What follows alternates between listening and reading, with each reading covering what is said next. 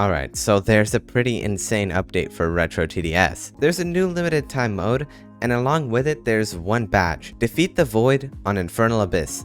All hell breaks loose. So by the Void I guess you can assume what the enemy is, but because this is old TDS, Infernal Abyss spawns double the enemies. So I guess I'm gonna do my best to try and beat this, hopefully without the use of admin commands, and honestly, this boss is so insane that even admin commands might not be able to help, and you're gonna get to see.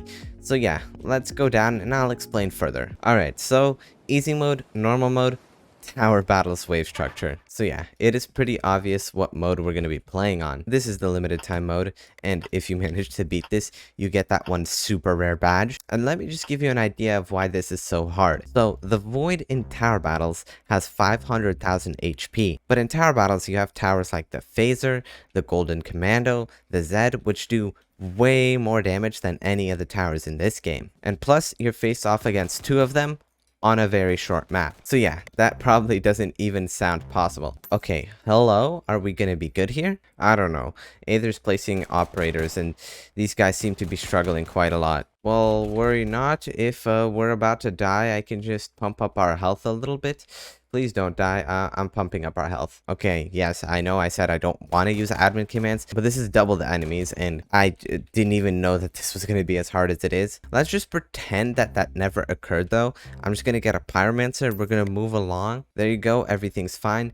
You didn't see anything. There you go. That's way more like it.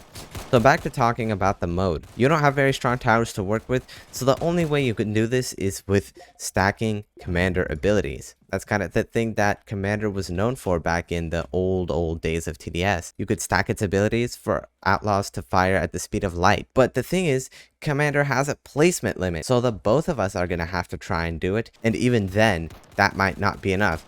Seeing as there's only like 300 people that beat this mode, out of seriously tens of thousands of players, you might need a whole mega server chaining commanders for all I know in order for you to be able to do this. On the other hand though, the rest of the mode is after all tower battles wave structure. It's not just the final wave that we're looking at, it's all of the normal enemies too. But I guess they're not as interesting because these enemies still have the stats of all normal TDS enemies. So yeah, there really isn't much to comment on. I mean, you could see as soon as we got this higher level operator, we're just absolutely destroying every single enemy now because of the soldier. It's funny how at the very start, the operator was nearly useless, and then as soon as we get this one soldier, it's just able to solo everything. The soldier is really what makes the operator shine here. Again, more tower battles wave structure, wave 14, I believe we're going to be seeing a necromancer. Yep, a necromancer. Well, technically two, because 2 lanes. Aether's now starting to work on outlaws.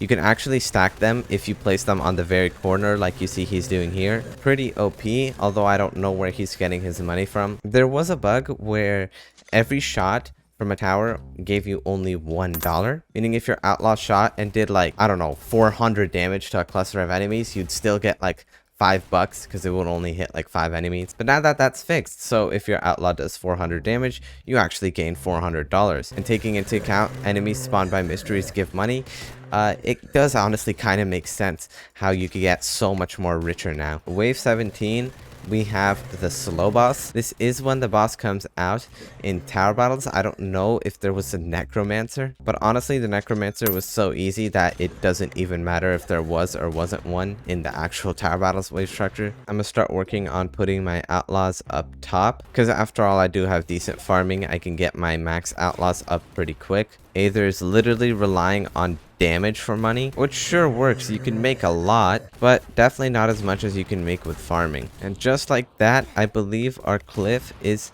completely filled. This is about as many outlaws as we're gonna get, and now we're also gonna have to spam commanders. I'm gonna get my commanders like here, and there you go. That's 6 commanders, as many outlaws as I can get, and I wonder if I can also place a John.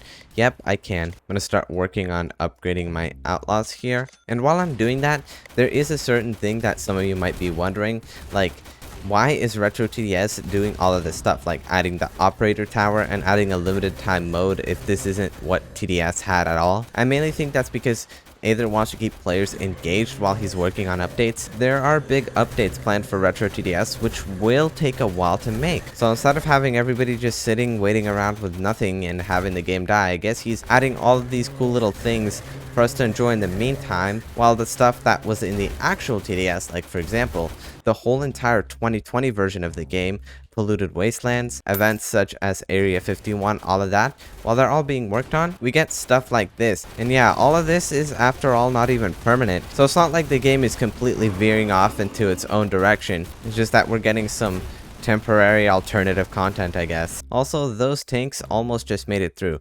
There are 100% no tanks in tower battles. I don't know where all of that came from. I literally have to chain commanders already to start being able to take down all these enemies.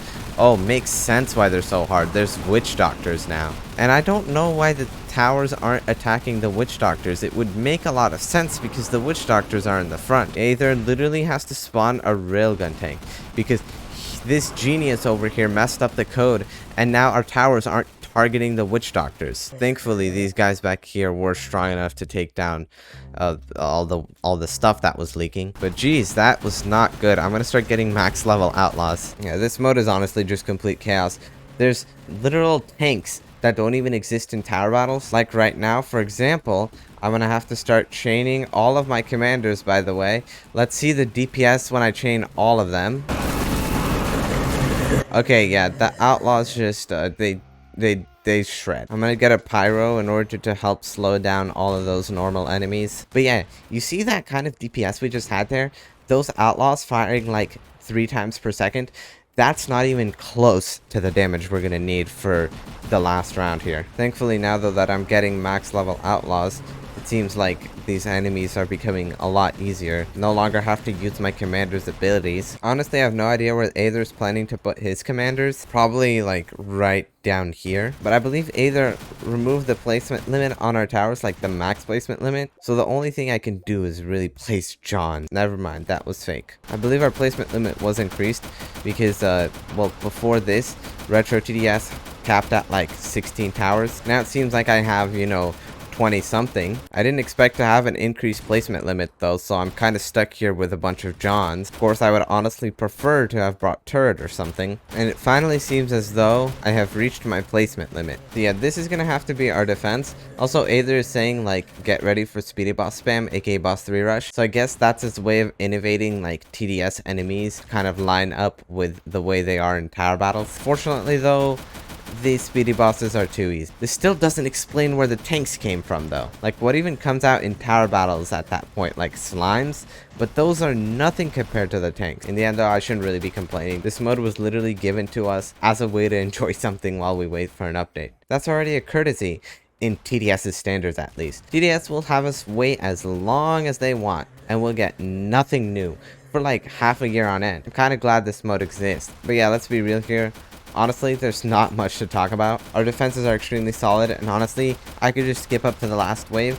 So, in case there's anything interesting that pops up along the way, see ya in a moment. Oh my goodness, wait, the Gravekeeper? I don't know why we're getting a Gravekeeper as one of our enemies. I mean, yeah, the Gravekeeper's gone now. That took just 3 commanders, and our outlaws are already firing like 2 times per second. Now multiply it by this many commanders, this many commanders, this many commanders. I honestly don't even know what's about to happen. Also, might I say, you earn so much freaking money now. $600,000 on round 38. So maybe farm isn't all that useful after all, since with this much money, you just will have everything maxed out no matter what you bring. Okay, now we're given multiple Gravekeepers, but since these outlaws have splash damage, then, well, the Gravekeepers aren't really any harder. Okay, never mind. They can stun our stuff, but it seems as though our outlaws just keep firing. Okay, it's about to be wave 40, which is the final wave in tower battles, so I'm assuming it is the final wave here too. Let's see if we can beat just the most insane thing ever. Alright, this music, not unexpected for sure. The voids are really taking their time to spawn here. All these enemies are easy, but as soon as they spawn, all of these commanders are going chained. Okay, wow, it's really taking some time, isn't it? This wave has been going on for like 2 minutes now and still no voids. Okay, Frost Heroes. Here we go. We're going to use all of our commanders right now. Holy crap, it's lagging. Okay. Our outlaws are firing pure laser beams. I'm gonna have to put on John. Is this enough damage? No? Okay, wait. This is not even enough damage to take out the first void. Okay, our screen is completely red. Okay, but we did take out the first void. Our health seems to slowly be ticking down, so I'm guessing that was the void's rage mode after death. Also, I can't see anything. I wonder if I can reset to get this off my screen. I still can't see anything. Okay, commanders, please. Okay, well, right now I spammed about as many commanders as I physically could. Is it enough? Holy crap, we just took down the second void. Well, that was certainly chaotic. And I can definitely see how not a lot of people could beat that. Because once you're in blindness, well, things become tough. And you do need organized timings here. Yeah, this is not easy. Keep in mind, we're both level 100s, and we may kind of have cheated at the start. But yeah, this is it. This is pretty much the hardest mode that exists in Retro TDS. And oh goodness. Yeah, like, subscribe. Bye.